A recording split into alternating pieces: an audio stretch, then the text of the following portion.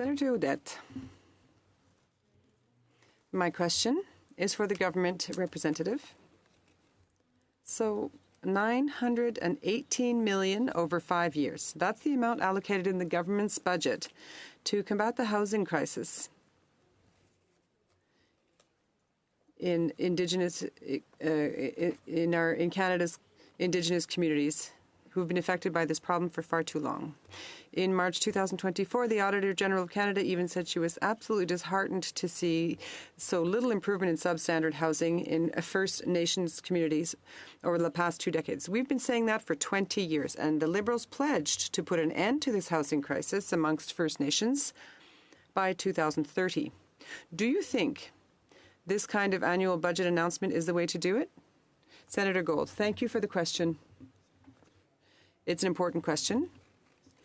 And I also thank you for how vigorously you are advocating on this issue. Decades of neglect has led to a terrible lack of acceptable housing within Indigenous communities and populations.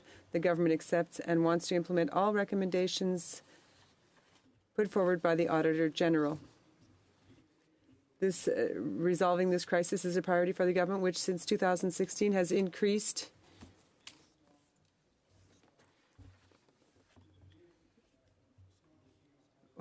the funding of on-reserve housing by over 1,000%, which is allowed to support the construction, renovation, and improvement of over 34,000 housing units in First Nations communities. However, much remains to be done. The government remains determined to tackle this crisis by creating concrete, sustainable and solutions that are led by Indigenous communities themselves.